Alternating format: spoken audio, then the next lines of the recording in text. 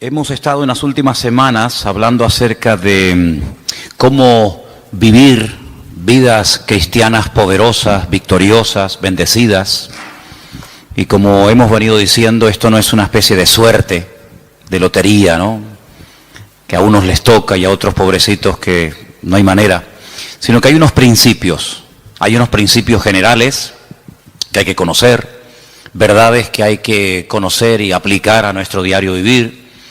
Y esto, ya te digo, no es cuestión de suerte, no es cuestión de decir, bueno, será que porque una persona lleva ya mucho tiempo en el Señor, parece como que ya la victoria es algo que forma parte de su estilo de vida. No tiene nada que ver con el tiempo.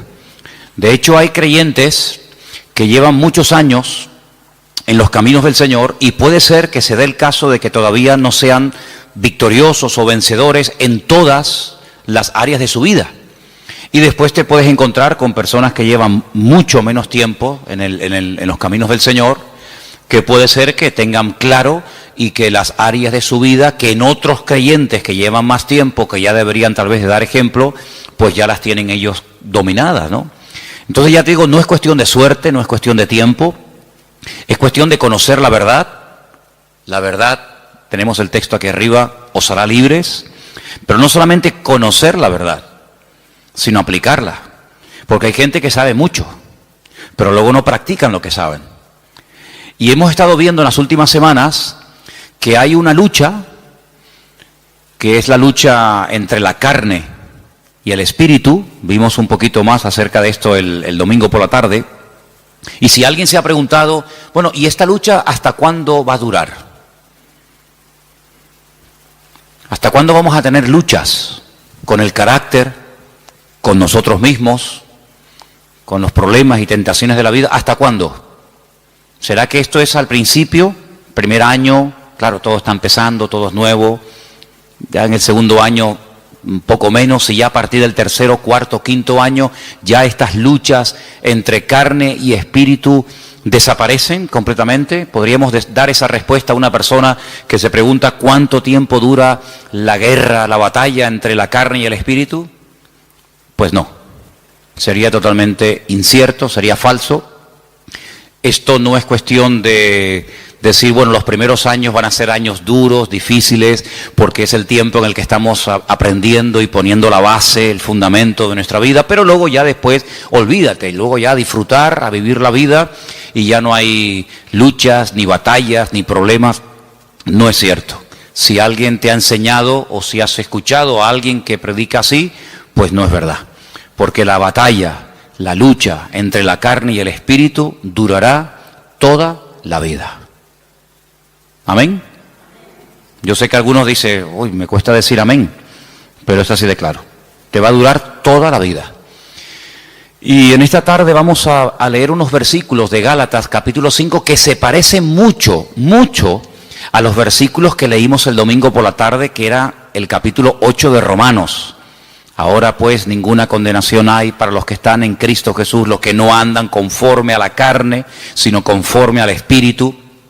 Y vimos cómo el capítulo 8 de Romanos, que es un capítulo extraordinario, donde las palabras claves son carne y espíritu, espíritu y carne, aparecen muchas veces con diferentes connotaciones, con diferentes aplicaciones. Ahora cuando comencemos a leer en Gálatas capítulo 5, verso del 16 en adelante, te va a dar la impresión, te va a dar la sensación de que seguimos leyendo la carta de Pablo a los romanos. Pero no tiene nada que ver con la carta de Pablo a los romanos. Esta es otra. Esta es la carta a los Gálatas. Y voy a comenzar a leer a partir del versículo 16. Digo pues, andad en el Espíritu. Ya esto ya lo había dicho también a los romanos. No satisfagáis los deseos de la carne, porque el deseo de la carne es contra el Espíritu, y el del Espíritu es contra la carne, y estos se oponen entre sí, para que no hagáis lo que quisierais. Pero si sois guiados por el Espíritu, no estáis bajo la ley. Manifiestas son las obras de la carne. Y ahora usted, si quiere, las puede ir contando para que usted se dé cuenta cuántas manifestaciones diferentes hay de la carne. lectura que por cierto se leyó también el domingo a la tarde, solamente la volvemos a repetir.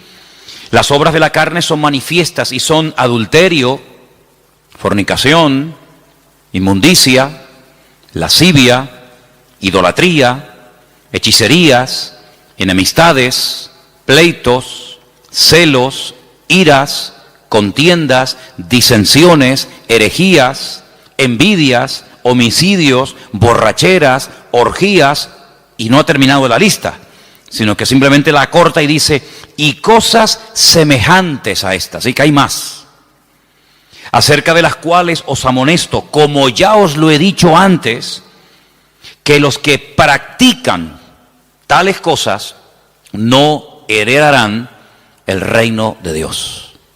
Y ahora cambia completamente el tono. Ahora se va al tema del Espíritu y dice, mas el fruto del Espíritu es amor, gozo, paz, paciencia, benignidad, bondad, fe, mansedumbre, templanza. Contra tales cosas no hay ley. Los que son de Cristo han crucificado la carne con sus pasiones y deseos. Si vivimos por el Espíritu, andemos también por el Espíritu. No nos hagamos vanagloriosos e irritándonos unos a otros, envidiándonos unos a otros. Si Pablo nos presenta un panorama muy real. Pablo en ningún momento presenta a las iglesias que él pastoreó y fundó en su época como iglesias, como comunidades perfectas, donde no había celos, envidias, no había en definitiva pecado. Claro, si así fuera, nosotros nos sentaría muy mal y nos sentiríamos como los peores cristianos del mundo si leyéramos que los Gálatas, los Corintios, los Filipenses, los Tesalonicenses eran hermanos donde nunca ocurría nada malo, nada negativo, no había envidias, ni peleas, ni celos, ni discrepancias entre los hermanos. Pues nosotros al leer eso, si fuera así, diríamos, Señor, pero qué malos somos. Somos unos pésimos cristianos. Porque mira cómo vivían nuestros hermanos del siglo I, sin criticarse, sin tener envidia entre ellos, sin haber competiciones, celos, divisiones, ¿verdad? Sin embargo, el panorama es todo lo contrario. Es todo lo contrario. Mire, si fuéramos a la primera iglesia, a la iglesia primitiva, la iglesia madre, la iglesia de Jerusalén, una iglesia, pues imagínate tú, estaban allí todos los apóstoles, todos los discípulos del Señor, atendiendo, pastoreando la iglesia. De los 12, eran 11, porque uno, todos sabemos que se quitó la vida, Judas, pero el resto estaban allí. Ahí estaba Juan, estaba Tomás, estaba Pedro, estaba Santiago. Así que los mejores maestros, los mejores pastores, testigos presenciales de los milagros y de las enseñanzas del Señor. Algo increíble, una iglesia próspera. Dice la Biblia que no había necesitados entre ellos, no había necesitados. No había gente de clase alta, de clase baja, gente con un poder adquisitivo tremendo, gente que los pobrecitos no tenían ni para comer. Dice que entre ellos no había necesitados. ¿Y cómo solucionaban este problema? Porque en las iglesias hoy en día se ven muchas diferencias. Gente que está muy bien, gente que no está tan bien, gente que le sobra de todo, gente que le falta de todo. Pues ¿cómo es posible que en aquellos tiempos el Señor diga, y está escrito, y eso ha sido inspirado por el Espíritu, lo cual no es ninguna exageración ni mentira, que en la iglesia no había ningún necesitado? Bueno, pues muy fácil, muy fácil. Dice la Biblia que los que tenían mucho, vendían, se desprendían de su patrimonio y lo repartían a los que no tenían. Sí, pero bueno, es que eso es lo que dice la Biblia, que los que tenían propiedades, no todos tenían propiedades, evidentemente, pero los que tenían propiedades, los que tenían un patrimonio muy grande, lo vendían y no se lo quedaban para ellos, sino que dice que lo repartían, lo ponían a los pies de los apóstoles y ellos sabían a qué familias y a qué hermanos y cómo y cuándo repartir, de tal manera que dice que no había, de puertas para afuera, en el mundo, en la calle habría, imagínate tú, mendigos, necesitados, pero dice que en la iglesia no había necesitados entre ellos, sino que todos tenían todas las cosas en común. Entonces, claro, muchas veces la gente dice, pero hermano, las cosas que se leían en la Biblia, aquellos milagros, aquellos acontecimientos tremendos, hoy en día no se ven. Hombre, evidentemente, ¿cómo se van a ver? si la vida de los cristianos no tiene absolutamente nada que ver, nuestras vidas, con eso de la propiedad privada y con eso de la privacidad, etcétera, etcétera, nuestras vidas no tienen nada que ver con la vida que aquella gente llevó, por lo menos durante un tiempo. Y uno dice, una iglesia tan bendecida, con tantas enseñanzas, con los apóstoles, con milagros, porque mira que había milagros allí, milagros que a veces ocurrían hasta sin pedirlos, sin querer. Pedro dice que un día iba al culto y cuando él iba caminando, claro, uno proyecta la sombra y dice que la sombra, ni siquiera imposición de manos, ni oración directa, sino su sombra, dice que cuando pasaba y caía por encima de los enfermos, eran sanados, la sombra de una persona, la sombra.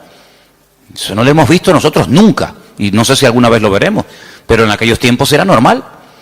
Y cuenta la palabra que incluso había gente que vivían lejos, ya un poquito más adelante en los tiempos del apóstol Pablo, cuando ya era un apóstol, y dice que había personas que vivían lejos, incluso que tenían problemas con demonios terribles, y Pablo se quitaba una prenda de su ropa, un pañuelo, lo que fuera, y se lo mandaban a través de un familiar o de un vecino o de un amigo, y cuando se lo ponían encima aquella persona se sanaba, era liberado.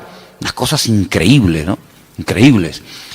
Multitudes se convertían, un día 3.000, otro día 5.000, los cultos de oración eran diarios, dice que todos los días subían a la hora tercera, a las 3 de la tarde, la hora de más calor, pues no había siesta, sino la siesta era culto de oración todos los días. Iban a entrar a la iglesia y la gente pedía y oraban por ellos y ya entraba, imagínate tú, empezar el culto ya con sanidades y milagros y aún no había empezado el culto. Una iglesia increíble. ¿No te hubiera gustado formar parte, aunque sea un tiempito, de esa iglesia? ¿No te hubiera gustado escuchar? ¿Quién predica el jueves? Juan, el discípulo amado. ¡Wow! Y el domingo por la tarde, Pedro y Santiago. Y el próximo jueves, Tomás. Y el siguiente, una gloria increíble. Pero ¿cuál fue el primer problema de esa iglesia? ¿Cuál fue el primer problema? ¿Económico? No, porque no tenían problemas económicos. Porque ya ellos sabían cómo solucionar los problemas internos de la iglesia. Ellos sabían perfectamente, oye, no llega para tal. Pues no pasa nada, si no llega, yo tengo una casa, la vendo, pum, y con eso se paga no sé qué. Oye, que ahora no tenemos para no sé qué, no pasa nada, tengo un terreno. Ellos sabían perfectamente cómo solucionar los problemas económicos. Entonces, ¿cuál fue el problema de la iglesia? Si no fue económico, si no fue falta de crecimiento, si no fue mala doctrina, mala enseñanza, o herejías, ¿cuál fue? Murmuración. ¿Cómo? ¿Pero cómo se pueden murmurar? ¿Cómo se pueden criticar unos a otros los hermanos en semejante iglesia? ¿Y por qué murmuraron? Porque cuando llegaba la hora de la comida, que por cierto, comían todos juntos porque era una especie de gran comunidad, pues no sé, dice que las viudas que eran de origen judío, parece, no sé si es algo que realmente era así, pues eran criticadas por otras viudas que dicen, mira, a ella le has puesto 2 chuletas, a mí me has puesto una sola. Yo veo en el plato de ella que le has puesto 3 papas, a mí me has puesto 2, y las de ella son muy grandes, las mías son muy chiquititas. ¿Cómo puede ser que una iglesia tan bendecida y tan próspera y tan impactante y tan de todo, el primer problema que registre la Biblia fuera murmuración? Pues ese fue el primer problema de la congregación. Y de ahí nace la idea de nombrar diáconos, ayudantes, colaboradores, que cuando llegue la hora de la comida, pues ellos sean los que distribuyan y se evite este problema en la congregación, porque no vamos a permitir que por la comida y por la murmuración se frene el avance y se estropee el buen ambiente espiritual que hasta hoy hemos tenido. Y entonces dijeron, vamos a nombrar 7 hermanos de confianza, 7 hermanos que los vamos a poner como diáconos, que se van a encargar a partir de hoy de solucionar este tema. Porque nosotros no nos vamos a poner ahora a servir las mesas. Lo nuestro es otra cosa. Lo nuestro es la palabra, la oración, tener comunión con el Señor, atender espiritualmente al pueblo. Pero ahora si nos vamos a poner a dar de comida a miles y a miles de personas, se nos va el día en esto y al final no cumplimos con lo que teníamos que cumplir. Pero claro, pusieron unos requisitos. Dice que tenían que ser hombres llenos del Espíritu Santo, de fe y de buen testimonio y sabiduría, para servir las mesas. Pues si esos eran los requisitos de los diáconos, ¿cómo tenían que ser los apóstoles y los pastores en aquella época? Yo creo que muchos de los que somos pastores hoy en día no podríamos ser ni diáconos en la iglesia primitiva, porque ponían el listón tan alto, era algo tan elevado que pedían para que una persona pudiera atender las mesas, que tú imagínate lo que tenían que pedir para ser pastor. algo realmente increíble.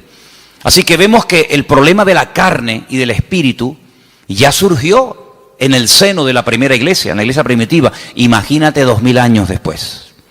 Imagínate 2000 años después. Si viendo y viviendo en aquel tiempo y en aquel ambiente y aquella atmósfera de gloria, de bendición, de un mover de Dios espectacular, donde todo lo que ocurría era genuino.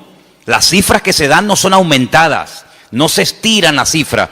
Bueno, eran 200 los que se convirtieron, pero tú pones ahí 5000. No. Todo era genuino, los milagros eran genuinos, las sanidades eran genuinas. Todo lo que ocurría era genuino, no eran cifras evangelásticas. Eran cifras genuinas, milagros realmente del Señor.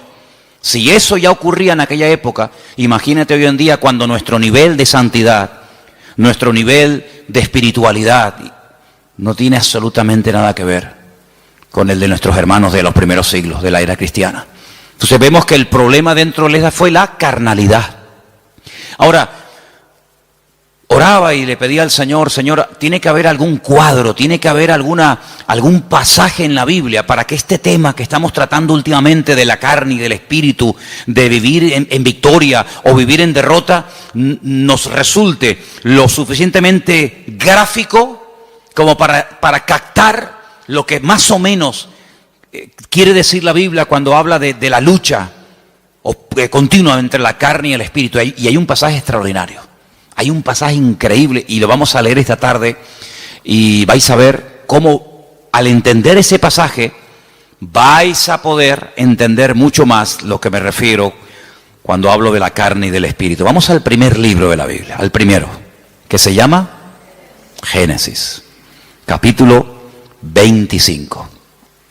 En Génesis capítulo 25 vamos a leer una historia muy conocida, pero de la cual vamos a extraer muchísimas lecciones para poder entender mejor la lucha entre la carne y el espíritu. Génesis capítulo 25, voy a leer a partir del versículo 19. ¿Lo tienen, hermanos? Muy bien. Dice así la palabra del Señor, presta atención, hermano. Estos son los descendientes de Isaac, hijo de Abraham. Abraham engendró a Isaac. Y era Isaac de 40 años cuando tomó por mujer a Rebeca, hija de Betuel, arameo de Padán Aram, hermana de Labán, arameo. ¿Cuántos datos en un solo versículo? La edad, el nombre del padre, el nombre del hermano, un montón de datos, todos muy importantes. Quédese con esta cifra, 40 años tenía cuando Isaac se casa. Y entonces dice en el versículo 21, y oró Isaac al Señor por su mujer, que era estéril, y lo aceptó el Señor y concibió Rebeca, su mujer. Y los hijos luchaban dentro de ella y dijo, si es así, ¿para qué vivo yo? Y se fue a consultar al Señor. Y el Señor le respondió y le dijo, 2 naciones hay en tu seno y 2 pueblos serán divididos desde tus entrañas. El uno será más fuerte que el otro y el mayor servirá al menor. Esa es la palabra que el Señor le da a esta mujer atormentada. Esta mujer que lo está pasando realmente mal, porque tiene una batalla, tiene una guerra dentro de su vientre. Entonces ella dice, Señor, si estar embarazada es esto, yo no quiero vivir, yo no quiero seguir adelante con este embarazo, quítame la vida. Y entonces ella se va y se refugia en el Señor y le dice, Señor, explícame qué es lo que aquí está pasando. Seguramente ella habrá hablado con otras mujeres, incluso a lo mejor, vete tú a saber, con alguna mujer que también estaba embarazada como ella en aquel tiempo. Y seguramente alguna le habrá dicho, oye, pues yo no sé, yo no te entiendo porque a mí no me está pasando nada de lo que tú estás diciendo. Entonces ella cuando se va a consultar con el Señor no es porque está un poquito mareada y tiene vómitos por la mañana temprano cuando se levanta y pierde el equilibrio y está cansada. No, ella está harta. Ella lo está pasando francamente mal. Pero va a consultar, va a buscar palabra de Dios. No va a quejarse, no va puerta por puerta, sino que ella va al único que le puede decir qué es lo que está pasando. Ella va al Señor y desahoga su alma delante del Señor, y el Señor le habla y le da una palabra tremenda. Mira, no llevas uno, llevas dos. Y son dos pueblos. Y están peleándose desde tu vientre. Y siempre será así. Y el mayor servirá al menor. Y entonces ya ella más o menos entiende qué es lo que está pasando. Seguimos. Versículo 24. Cuando se cumplieron los días para dar a luz, he aquí había gemelos en su vientre. Ya se lo había dicho el Señor, que había dos, no uno. Luego, aquí vemos que la primera parte de la palabra, no llevas uno, sino llevas dos, se está cumpliendo. Cuando ella vio salir uno y vio salir al otro, ella seguramente habrá recordado lo que el Señor le había dicho. Dos, llevas dos, no uno, dos. Luego, si la primera parte de la palabra se ha cumplido, prepárate porque la segunda también se va a cumplir. ¿Cuál es? Que se van a llevar como el perro y el gato. Que el mayor va a terminar sirviendo al menor. Que están divididos, enfrentados, peleados desde el vientre, ya están peleándose. Imagínate cuando sean grandes. Entonces dice en el versículo 25 que salió el primero, dice rubio, ahora hablaremos acerca de eso, y era todo velludo, como una pelliza, y llamaron su nombre Esaú. Fíjate que en el versículo 25 dice, y salió el primero. Ahora tendría que decir el siguiente versículo, y salió el segundo, ¿sí o no? Pues no dice eso. Cuando sale Esaú dice, salió el primero, pero cuando sale el otro hermano, dice el versículo 26, después, no dice el segundo, dice después. Salió su hermano, trabada su mano al calcañar de Esaú, y fue llamado su nombre Jacob. Y era Isaac de edad de 60 años cuando ella los dio a luz. Yo les dije que en el versículo 20 dice cuántos años tenía cuando se casó. 40. Y al final del versículo 26 dice cuántos años tenía cuando fueron padres. 60. Es decir, que durante 20 años intentaron ser padres y no pasaba nada. Dice la Biblia que ella era estéril. Pero Isaac sabía perfectamente que para Dios no hay nada imposible. Porque Isaac es el resultado de una oración de fe y de una intervención sobrenatural de Dios sobre su madre. Porque ustedes saben que los padres de Isaac fueron Abraham y Sara. Y la Biblia dice que eran gente muy mayor. Ella era de 90 y él de 100 años, tú imagínate. Y para colmo, ella también dice la Biblia que era estéril. Luego, humanamente hablando, entre la edad y el tema de la esterilidad, imposible.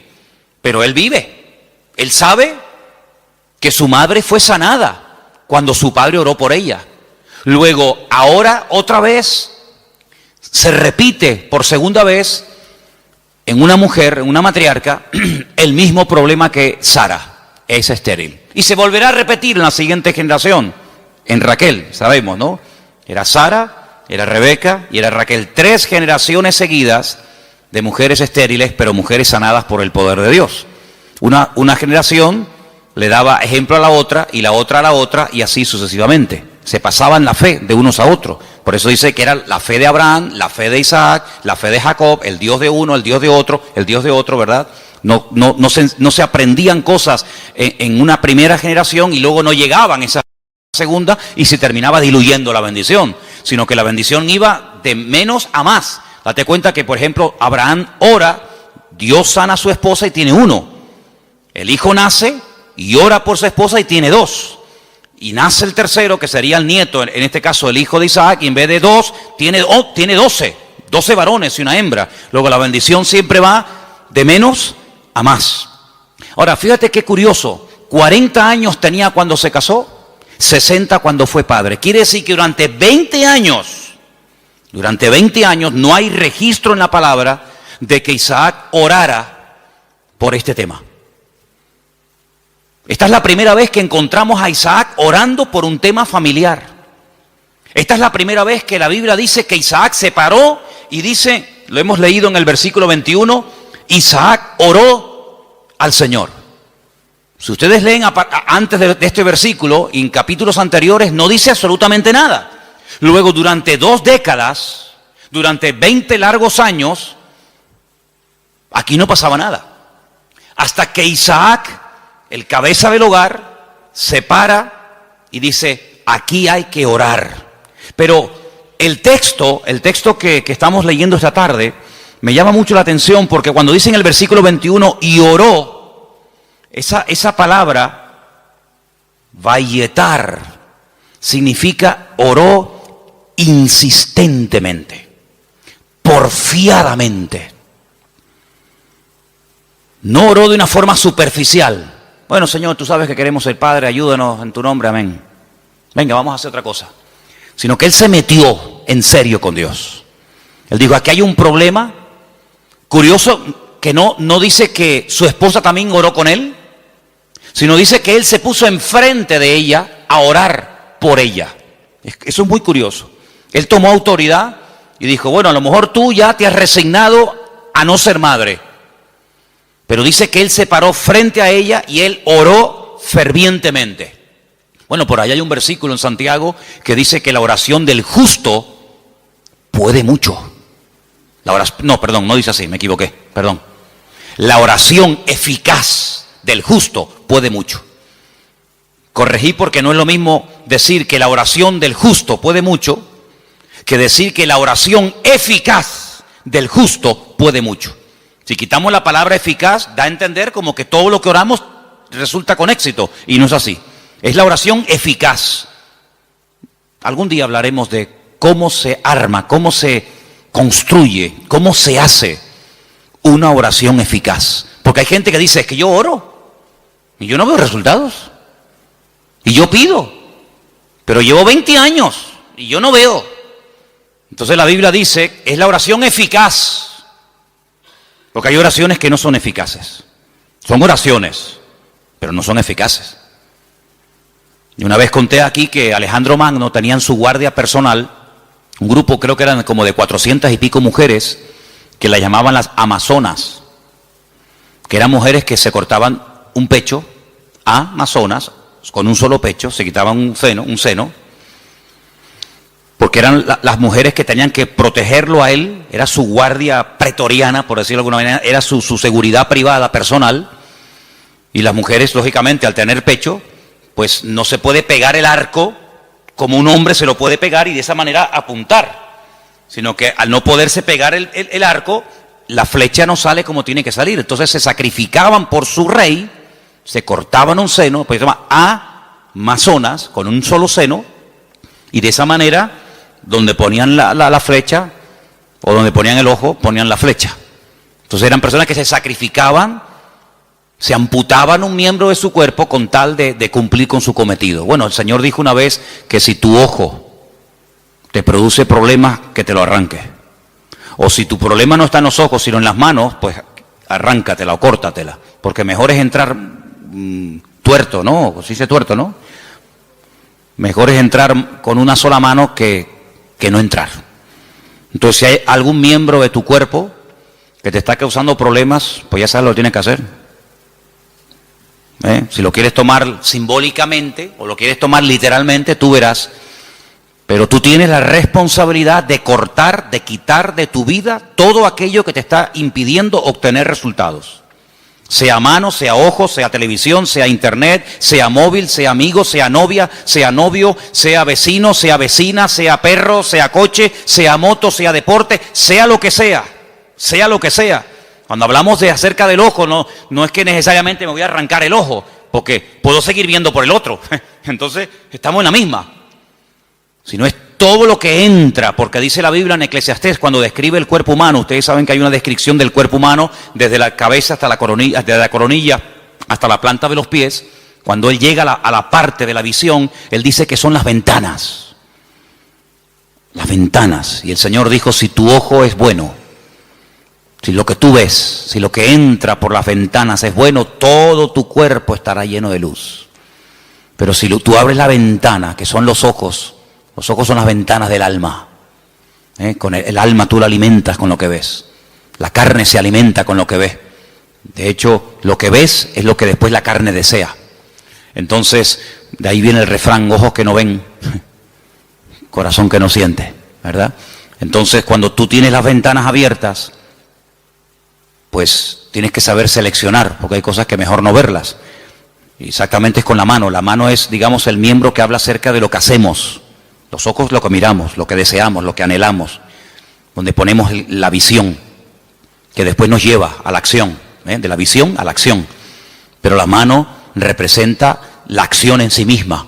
Hacemos con las manos. Cristo sanaba a los enfermos con las manos, tocaba a los enfermos, multiplicaba los panes y los peces. Las manos son, digamos, el medio, hablando de una forma simbólica de lo que hacemos, de lo que ejecutamos. Entonces, si lo que estás haciendo o lo que estás viendo, lo que está entrando en definitiva en tu mente y lo que posteriormente sale te está causando problemas, tienes que tomar medidas preventivas primero. Si ya no funcionan las medidas preventivas, entonces otro tipo de medidas, pero lo que no puede ser es que la carne esté superando la vida en el espíritu, porque dice la Biblia que los que viven en la carne no pueden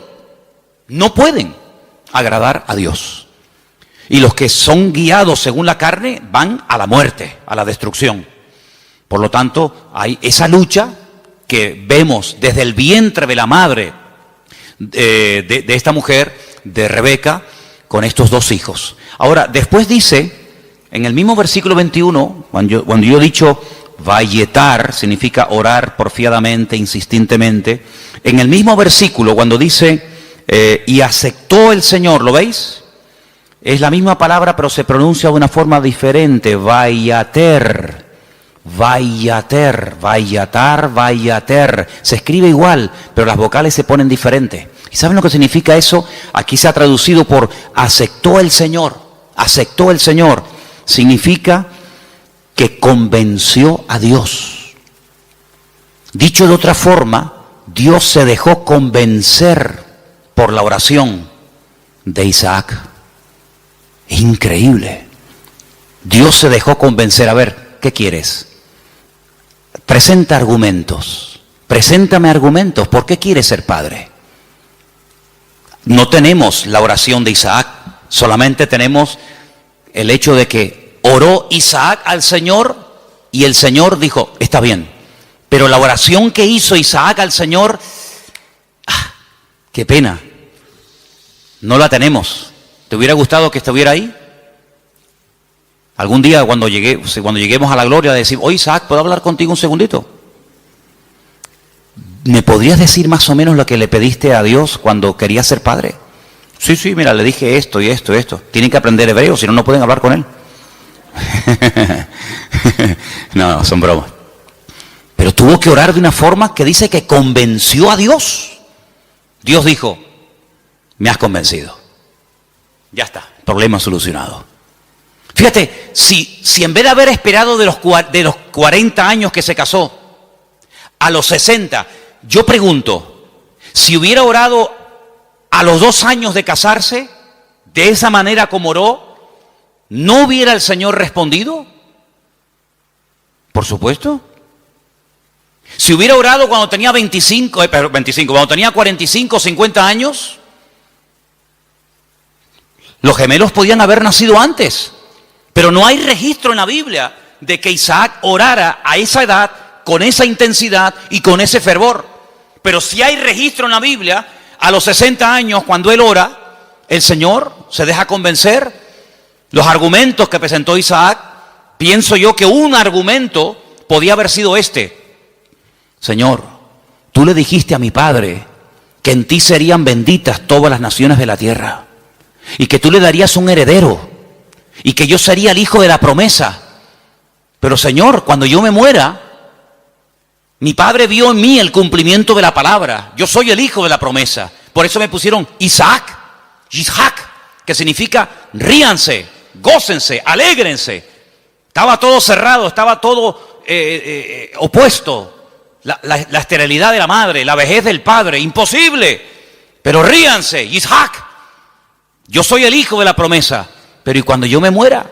Se acabó la risa, se acabó la alegría. Cuando yo y mi mujer nos muramos, ya no hay continuidad. La bendición nació y murió con nosotros. ¿Cómo puede ser esto? Señor, dame hijos para que siga la bendición. Y ahí presenta argumentos. Y ahí, en el buen sentido de la palabra, Isaac dialoga, discute, pelea con Dios en oración y dice, Vayater, Dios se dejó convencer. Estoy de acuerdo, Isaac, perfecto. Tu mujer a partir de ahora quedará embarazada. Qué tremendo, ¿eh? Qué tremendo. Si nos tomáramos más en serio, no solo la oración, sino cómo oramos, qué diferente sería nuestra vida, ¿sí o no? A veces no tenemos suficiente fe. Yo sé que la fe la tenemos que poner en el Señor, eso lo tengo más claro que el agua. Pero el Señor nos ha dado un medio poderosísimo, que es la oración. Si lo usáramos más, si oráramos más fervientemente, y esto no tiene nada que ver con el carácter de uno, porque Santiago cuando dice que la oración eficaz del justo puede mucho, pone un ejemplo. Uno dice, bueno, oración eficaz de un justo, a ver, ¿quién podría ser? ¿Quién? No hace falta que te rompas la cabeza. Santiago dice, Elías era un hombre, dice, sujeto a pasiones semejantes a las nuestras. Cuando se enfadaba Elías, hermano, sal corriendo, sal corriendo, que cuando éste se enfada, ora a Dios, te cae una llama de fuego encima y te fulmina, Estaban un día en lo alto de una montaña y el rey dice, llámenme al profeta. Y llega un capitán con sus soldados y le dice, varón de Dios. Así como no le gustó mucho el tonito, no le gustó mucho la forma tal vez como se lo dijo. Y Elías se le queda mirando y le dice, varón de Dios, ¿no? Así como con rintintín. Si yo soy varón de Dios, que quede bien claro y que caiga fuego del cielo y lo hace. Los calcinó a los 50. Hicieron un asado ese día allí en medio del campo. Al día siguiente el rey dice, bueno, esto habrá sido, no sé, una casualidad. Venga, vayan a buscarme a ese hombre. Varón de Dios, venga, date prisa. Sí, si yo soy varón de Dios, que quede bien claro. Ya van 100. Un olor a carne en la atmósfera había terrible, ¿no? Tercer grupo, vayan a buscarme a ese hombre. Cuando llega el tercero se tira a tierra y le dice, gran varón de Dios, ten misericordia de mí, por favor, no me quemes. Te pido, te suplico. Así me gusta. Ahí se baja Elías. Así era Elías, amigo. Así era Elías. Alguien dijo en cierta ocasión que si el Señor no se lleva en un carro de fuego a Elías, le prende fuego a todo el país. Porque para él todos estaban mal. Claro, para él todos estaban mal. En un día, mató a 100 soldados. Días más tarde, a 450 profetas de Baal les cortó el cuello en el monte Carmelo. ¿Pero este quién es? Y después hablan los americanos de Rambo. Esto es increíble, esto es tremendo este hombre. El Señor se lo tuvo que llevar con él. Pero mira, era un hombre que se desanimaba, ¿sí o no? Señor, quítame la vida, estoy harto, me siento solo, este no es mi sitio, no sé qué, orando tontería. Una mujer le dice, mañana como no ponga tu cabeza en un plato, como tú pusiste en un plato la cabeza de mis profetas, y sale corriendo por miedo a la mujer. Claro, si Elías era tremendo, ¿cómo tenía que ser esta mujer? Porque para salir corriendo desde allí hasta donde fue corriendo. Pero dice que era un hombre sujeto a pasiones semejantes a las nuestras. Se enfadaba, se desanimaba, se deprimía, oraba tonterías. Pero cuando oraba, amigo, cuando ese hombre entraba en guerra y en comunión con Dios, no había infierno que lo pudiera detener. ¿Te das cuenta? Entonces aquí encontramos un ejemplo de cómo este hombre ora. La mujer no dice que orara. Bueno, pero que tienes que orar eres tú, que para eso eres el hombre, para eso eres la cabeza. Y tú tienes que traer la bendición a tu casa. Y la bendición viene cuando tú buscas de Dios, cuando tú oras sinceramente. Mira, el peor defecto que puede tener un hombre no es que no predique. Hermana, si su marido nunca va a ser un predicador, no se enfade con él. No todos han sido llamados a predicar. Ese no es el mayor problema de un hombre. El mayor problema de un hombre es que no sabe cantar. No, hermano, hay hermanos que el Señor los bendiga. Por ahí no van los tiros. Es que a mí me gustaría tener un hombre que cante, sí, pues mire, le tocó, no hay más, hermana. El problema de un hombre no es que no canta o no predica. ¿Tú sabes cuál es la peor desgracia que puede tener un hombre? Que no sepa orar. Ese es el problema más grande que puede tener una mujer, es que su marido no ora, que no sepa orar. Porque este hombre, cuando oró fervientemente y oró porfiadamente, insistentemente, automáticamente en la casa, todo cambió, todo cambió. Ahora, la oración trajo problemas, porque por la oración de Isaac, dice la Biblia que su mujer lo estaba pasando mal. Pero ella, ¿qué fue lo que hizo? Lo que le enseñó su marido: vete a hablar con el Señor, déjate de quejarte, vete a la cámara secreta, y allí en la cámara secreta abre tu alma delante del Señor. Y el Señor le dio una palabra tremenda. A muy pocas gentes el Señor le da palabras específicas para sus hijos, y a ella se los dio. Vamos a leerlo otra vez. 2 naciones hay en tu seno, 2 naciones, 2 pueblos serán divididos desde sus entrañas. Es imposible la convivencia. Un pueblo será más fuerte que el otro pueblo, y el mayor servirá al menor. Tremendo. Este hombre cambió la situación de su casa porque oró por ella. Ahora, lo que me llama la atención, lo decíamos hoy en casa, que cuando su papá, cuidado con esto, cuidado, porque hay cosas que se transmiten a través de lo físico, de lo genético, pero también hay cosas que se transmiten de generación en generación por la vía espiritual. Si me sacan una célula de mi cuerpo, cualquiera que sea, y extraen un ADN de mi pelo o de donde sea, en un 99,9% ese ADN dirá que yo soy hijo de fulano de tal. Es inevitable, totalmente inevitable. Las famosas pruebas de paternidad. Ah, no, es que ese hijo no es mío. Sí, hazte una prueba de paternidad y ahí, amigo, ahí sale. O eres o no eres. Bueno, tal vez no. O eres o no eres. Lo genético, queramos o no, se transmite de generación en generación. ¿Y lo espiritual? Porque dice la Biblia que somos espíritu, alma y cuerpo.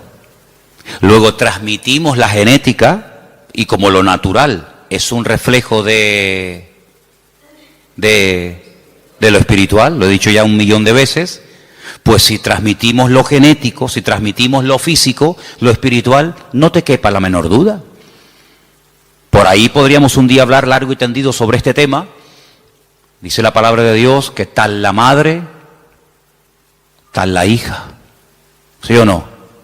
Eso dice la Biblia. Tal la madre, tal la hija. No dice tal el padre, tal el hijo. Eso no lo dice. Pero la Biblia se dice tal la madre, tal la hija. Así que mamá, ten cuidado que le estás transmitiendo a tus hijos. Porque la madre transmite mucho más a los hijos de lo que te puedas imaginar. Mucho más a veces que un padre.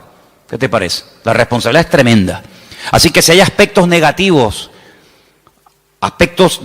espiritualmente hablando de tu madre o de tus antepasados, métete en la habitación con el Señor y que Dios corte todo eso lo antes posible. Para que no seas tú una víctima de cosas del pasado. Aunque un día hablaremos más detenidamente sobre todo esto. Pero lo que quiero decir con todo esto es que él no tomó una sierva. Él podía haber dicho, bueno, ¿qué hizo mi padre cuando oró y no venía yo, no nacía yo? ¿Qué hizo mi padre? Tomó una sierva. Era la costumbre de la época. La costumbre, no lo bíblico, no lo correcto. Por dejarse llevar por la costumbre, resulta que hasta el día de hoy estamos pagando las consecuencias de aquello. Porque no fue una palabra dada por el Señor, como ahora el Señor le está diciendo a Rebeca lo que le está pasando, sino que fue una costumbre. Cuando la señora de la casa no podía tener hijos, o bien porque fuera estéril, o bien porque fuera demasiado mayor, la costumbre era una criada, la criada de la señora, la criada de confianza de la casa, pues podían tener relaciones sexuales, el amo con ella, y ese hijo que naciera se consideraba hijo legítimo del matrimonio. De hecho, había prácticas que a la hora de parir se ponía una debajo y otra arriba, y las dos hacían como que estaban pariendo, y no, era toda una historia, ¿no? Isaac podía haber dicho, bueno, pues yo voy a hacer lo mismo. Él no hizo eso, porque él aprendió que imitar lo que otros hacen para obtener resultados no es lo correcto. No hay que imitar lo que hacen otros, y mucho menos tomar costumbres y aplicarlas como si fueran principios bíblicos. Tú no tienes que imitar a nadie. Es que mi padre lo hizo, pero eso no significa que tú lo vas a hacer. Mira, hay un momento en la vida de Isaac en el que él tiene la tentación de hacer lo mismo que hizo su padre. No con la criada, ya eso lo dejamos bien claro, porque Isaac prefirió esperar en Dios 20 años que precipitarse y adelantarse, como hizo su padre con Agar, y fue un desastre. Que al final saben que tuvo que expulsarla, al hijo, etcétera, etcétera. Pero hay un momento en el que él quiere bajar a Egipto, porque su papá bajó a Egipto. Y entonces el Señor lo para y le dice, no, tú no bajas a Egipto. Entonces no tengas la tendencia de imitar, de copiar, de hacer lo que otros hacen, porque en ese caso le resultó favorable, o tuvo algún éxito, o tuvo alguna bendición. Dios no es un Dios de métodos, es un Dios de principios. ¿Cuántos dicen amén? Usted no tiene que imitar, no es que, es como por ejemplo, usted sabe que cuando hay una persona enferma, siempre hay alguien que se te acerca a decirte lo que tienes que tomar. Cuando hace poco tenía la garganta mal, me afectó un poco la garganta, si yo me hubiera tomado todo lo que me dijeron, me hubieran envenenado. Me hubiera envenenado. No, tienes que tomarte tomillo con un poco de orégano y con una cuchara y una yema de huevo. Al rato venía otro. No, lo que tú tienes que hacer es tomarte gárgaras de limón con miel por la mañana. Venía otra. No, lo tienes que hacer de una infusión de jengibre. Si yo llego a mezclar todo eso, estaría muerto. Porque todos tenemos siempre la tendencia de decir a los demás lo que tienen que hacer. Y aquí vemos algo muy importante. Isaac dijo, mi padre hizo mal. Pero yo no voy a imitar a mi padre. Yo voy a orar al Señor, y aunque seguramente Isaac tenía muchas criadas y muchas siervas, yo no voy a hacer eso. Y eso se lo transmitió a su mujer, de tal manera que ella, cuando está mal, lo que hace es lo que su marido le ha enseñado. Vete a orar y el Señor te dirá lo que tienes que hacer. ¿Cuántos dicen amén? Tremendo, este pasaje me gusta muchísimo. Así que no toma el ejemplo de su padre, pero ahora vamos al versículo donde dice que los hijos luchaban dentro de ella. Dentro de ella. Hay otra versión que dice, se agitaban. Hay una palabra un poquito extraña en hebreo que es vayitrosasú, algo así, que viene de la raíz ratz, que significa correr, destrozar, aplastar. Se estaban matando los hermanos en el vientre de la madre. No es que decía, échate un poquito para allá, como por las noches, ¿no? Cuando estamos durmiendo, sobre todo cuando hay calor, ¿no? Los matrimonios, cuando hay calor, que dice, échate para allá. Cuando hace frío, dice, échate para acá. No es que quedamos, para allá o para acá, pues depende de la estación. Échate para allá, échate para acá. No es que estaban ahí incómodos, ¿no? ¿Verdad? Sino que se estaban matando. Querían salir los dos antes de tiempo. Se estaban aplastando, se estaban dando una cuerada entre ellos tremenda. Ahora tú imagínate tener dos, si ya uno es complicado, imagínate tener dos que se están matando y peleando el uno al otro. Bueno, el otro día me contaron algo, yo no sé si será verdad o no, pero dice que una madre embarazada denunció a su hijo antes de nacer, porque le estaba dando un mal embarazo. Lo denunció. Y dice que un juez aceptó la denuncia y que cuando salga niño, no sé, lo llevarán a comisaría o le pondrán a la esposa, yo no sé. Denunció al hijo porque le estaba causando problemas al embarazo. Oye, hay que estar de verdad. Después dicen que nosotros estamos locos, pero el mundo está, bendito sea Dios. Denunció al bebé que aún no ha nacido. Imagínate tú, su propia madre. Pórtate bien, que te portes bien, que no te muevas. Imagínate dos peleándose ahí, matándose y pellizcándose y pegándose puñetazos. Es que hay dos dentro. Y uno es completamente diferente al otro. Y ahí es el cuadro que yo estoy utilizando esta tarde para reflejarles la realidad de la batalla que hay entre la carne y el espíritu. Uno tendría que sentirse tan mal como se sintió Rebeca cuando hay esa batalla interior dentro de nosotros entre la carne y el espíritu, que no nos queda más remedio que ir a hablar con Dios y desahogarnos con el Señor. Ella no dijo, bueno, esto es normal, sino cuando en nosotros hay esa guerra, como decía Pablo, Romanos capítulo 7, léanlo, es un capítulo tremendo. Pablo abre su corazón, Pablo se quita la careta y dice, hermanos, lo que quiero hacer no lo estoy haciendo. A veces hago cosas que no quiero hacer. Miserable de mí, ¿quién me librará de este cuerpo de muerte? Lo que quiero hacer no lo hago, hago lo que no quiero y hay una ley dentro de mí. No le eche la culpa a fulano, a mengano. Hay una ley, hay algo dentro de mí. Es esa ley que la carne se rebela contra el espíritu contra la carne, igual que Jacob y Saúl, que se mataban y se pegaban el uno al otro. ¿Y qué hizo Rebeca? Se fue a hablar con el Señor. Eso es lo que deberíamos de hacer cuando nos sentimos mal, cuando queremos orar, pero no quiero orar. Cuando quiero leer la Biblia, pero no me da la gana de leer la Biblia. Y cuando quiero que Dios me bendiga, pero ya no quiero saber nada de Dios, me tiene cansado. Y cuando quiero ir, pero ya no quiero ir. Cuando hay esa lucha, no te resignes y digas, bueno, seré que soy raro, seré que soy un bicho extraño. No. Lo que tenemos que hacer es lo mismo que hizo Rebeca. Señor, ¿qué pasa? ¿Qué me está pasando, Señor? Háblame, ayúdame. Porque si no me ayuda, quítame la vida. Porque esto no es vida ni es nada. No lo dijo, pero casi probablemente estuvo tentada a decir, es que yo estaba mejor antes que ahora. Yo estaba mejor antes cuando era una mujer estéril, sin hijos, que ahora que tenía que estar saltando de alegría por estar embarazada. Pues antes yo vivía y me sentía mejor que ahora. Ahora que me has bendecido, esta bendición me está trayendo unos problemas terribles. No dijo todo esto, lo estoy diciendo yo, a ver si me entienden.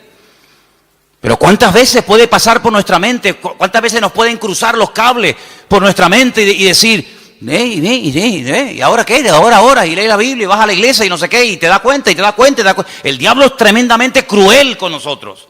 Y nos hace ver un panorama irreal, pero lo pinta de tal manera que parece que es real. Tremendo. Ya se lo dijo el Señor, solamente te quiero pedir una cosa, que te postres y me adores. Y si lo haces, mira qué fácil, te postras, me adoras y ya está.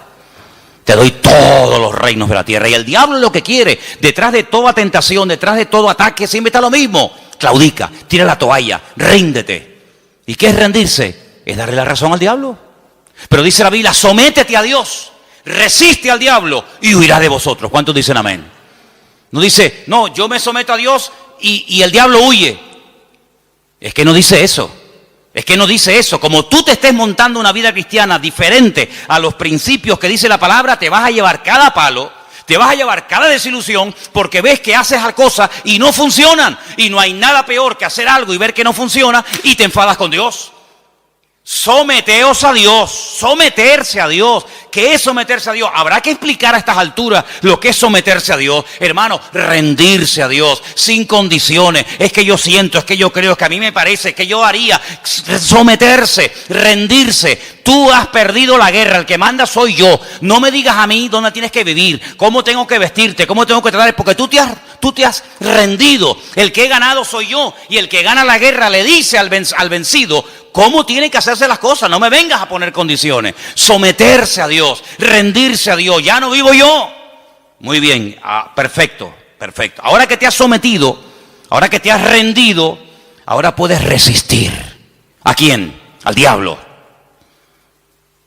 Y huirá, tiempo futuro, huirá.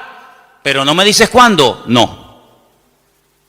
Te digo el presente, sométete, resiste. Tiempo presente y en futuro la victoria, huirá.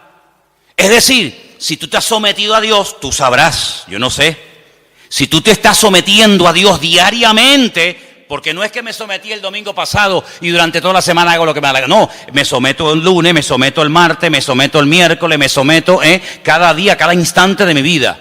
Si yo me estoy sometiendo, yo tengo que resistir el lunes, el martes, el miércoles. Y si no se ha solucionado el problema, si no ha huido el enemigo, si no se ve un rayo de luz en el horizonte, ¿qué hago? Pues quiere decir que tienes que seguir sometiéndote a Dios y resistiendo, sometiéndote y resistiendo. ¿Hasta cuándo? Hasta que huya. Ese es el objetivo, hacer huir al enemigo, ¿sí o no? Cuando tú te montas en un avión, imagínate que te vas de aquí a Madrid. Y por el camino dice, señorita, una preguntita por favor. ¿Estas turbulencias es normal? Sí, sí, es normal. ¿No me podría dejar usted a mí por el camino, por favor? ¿Cómo? ¿Cuánto tarda esto? 2 horas y media. ¿2 horas y media? No, yo no. No, dígale al chofer que en la próxima parada me bajo. Menos mal que no hay timbre en los aviones. Si hubiera timbre, ¿cuántas veces le darían la paliza al pobre piloto? Para, aquí me quedo. No, tú tienes que llegar hasta el final, porque tú saliste de un sitio para llegar a otro. Y en la vida cristiana no hay paradas intermedias. Saliste y no volváis atrás, dice la Biblia. El Señor le dijo al pueblo de Israel, no hagan otra vez nunca este camino de vuelta. Yo los he sacado de allí para llevarlos a la tierra de prometida, la tierra que fluye leche y miel. No se les ocurra nunca más, ni a ustedes, ni a vuestros descendientes, hacer el camino de vuelta a Egipto, porque no hay marcha atrás. Y en la vida cristiana dice que el que pone la mano en el arado no puede mirar atrás, porque si pongo la mirada atrás, el surco no sale derecho, sale todo torcido, y eso es un desastre, Por lo tanto, vemos en este pasaje que se oró, se obtuvo resultados, pero lo que queremos hablar con todo esto es de la diferencia de Esaú y de Jacob, para después darnos cuenta de lo que es la carne y de lo que es el espíritu. Serían divididos, separados, enfrentados desde el vientre de su madre. Es decir, convivencia cero, imposible. Cuando hace años, ¿se acuerdan los que estaban? Algunos todavía no saben esto, pero cuando estábamos en el puerto de la Cruz y en una de las casas que hay allí, ¿se acuerdan ustedes que vinieron aquellos santeros? Eran cubanos, total, ¿qué más da? Pero eran cubanos. Hubieran sido japoneses, pues digo, santeros japoneses, aunque nunca me imagino un santero japonés, pero bueno. Vinieron aquellos santeros japoneses y lo primero que me dijeron el primer día, dice, venimos a por ti, por tu casa, por tu iglesia, por tu ministerio, vamos a destruirte. Ya. Yo miré así para que no hubiera ningún hermano y me escuchara. Porque algunos cuando a lo mejor vieron a Cristo volcar las mesas y se sacó el cinturón, dijeron, ¡ah! El Señor se enfadó. Sí, se enfadó, porque hay momentos para enfadarse. Entonces el Señor volcó las mesas y lo volcó correctamente, no se equivocó. ¿Ustedes creen que se equivocó el Señor? Lo hizo todo perfecto. Pues yo le dije a aquello, digo, ay amigo, ustedes no saben dónde han caído. Y una serie de cosas más. Entramos en guerra, claro, entramos en guerra. Mataron palomas. Me iba por las mañanas allí, tenían todo el patio lleno de huevos, de plumas, de sangre, un pavo degollado, velas negras, cocos, no sé qué. Y yo digo, tú sigue haciendo lo que quieras. Sí, haz lo que quieras. Como si quieres matar una piara de cochinos aquí en el patio, me da exactamente igual. Y el Señor me dio una palabra orando una noche en el muro allí en Jerusalén. Y me dijo, de aquí a poco se irán y no los verás nunca más. Mirarás y el malo ya no estará. Y nunca más lo verás. ¿Qué te parece? Entramos en guerra, se fueron, no como vinieron. Cuando alguien viene a hacerte daño no se va igual que como vino. No. En el mundo espiritual no, en el mundo puede ser, pero en el mundo espiritual cuando alguien viene a hacerte daño no se va igual que cuando vino. Se va peor, se va dividido. Dice, por un camino viene y por 7 se marchan. Sí, la reacción a nuestro favor siempre es en contra del enemigo, evidentemente. Y llegó un día en el que yo dije, ya está, se acabó. Uno de ellos me llamó aparte y me dice, ¿puedo hablar con usted? Ya cuando a mí me hablan de usted, yo digo, qué curioso. Ya me habló de usted. Y me dice, ¿por qué no llegamos a una convivencia? Así me dijo, esa fue su palabra. ¿Por qué no llegamos a una convivencia? Y le dije, jamás en mi vida, por encima de mi cabeza, yo jamás conviviré con ustedes. Hijos del diablo, les dije. Que vienen aquí ustedes a hacer daño. Convivencia en absoluto. La única convivencia que hay es que ustedes quemen toda esa basura, lleguen adentro a la iglesia, se conviertan y le pidan perdón a Dios por lo que están haciendo. Se fue, imagínate tú, como un saltaperico. ¿Qué te parece, amigo? Convivencia, principio del fin. ¿Ya quieren convivir? Pues ya saben que no pueden, vamos a convivir. No habrá nunca convivencia entre Esaú y Jacob, jamás. Es más, la debilidad y la derrota de uno fortalece y le da la victoria al otro. No pueden estar los dos como cabeza. Cuando uno está como cabeza, el otro tiene que estar como cola. Y cuando el otro está como cola, el otro está como cabeza. Es algo antagónico, no pueden estar los dos en la cúspide de la pirámide. O uno está arriba o el otro está abajo. De hecho, cuando uno está arriba es porque se ha fortalecido con la debilidad del otro. Y cuando el otro está abajo es porque su fortaleza la ha perdido y la ha tomado el otro que le ha vencido. Eso es así en el mundo espiritual. No puede haber convivencia entre la luz y las tinieblas. Donde hay luz, no hay tinieblas. Y donde hay tinieblas es porque hay ausencia de luz. Pablo utiliza todo esto y dice, hermanos, qué común unión puede haber entre Satanás y Cristo.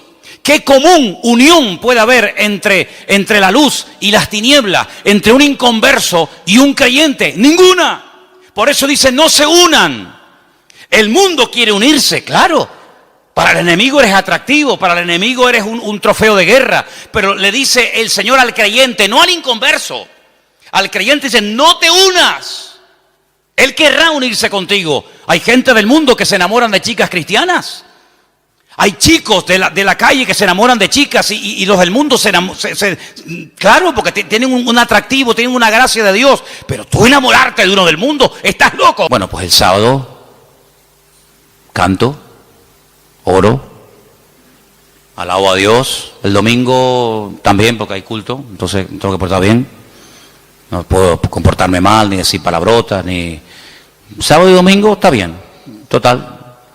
Pero claro, ya el lunes, el martes que no hay culto, el miércoles que no hay culto, entonces no has entendido nada. Porque no se puede convivir, no se puede vivir en la carne y en el espíritu. Hubo un hombre en la iglesia de Corinto que estaba dentro de la iglesia, dentro del cuerpo de Cristo, pero estaba viviendo en la carne. ¿Sabéis el caso, no? Dice la Biblia que el pecado que estaba cometiendo, cuando Pablo se lo comenta, dice, oye, pasa esto y esto. ¿Cómo? Dice, lo que ese hombre está haciendo, el pecado que está cometiendo ese perverso, lo llama así la Biblia, perverso, que viene de pervertido. Dice, ni los del mundo lo practican. Ni los del mundo están viviendo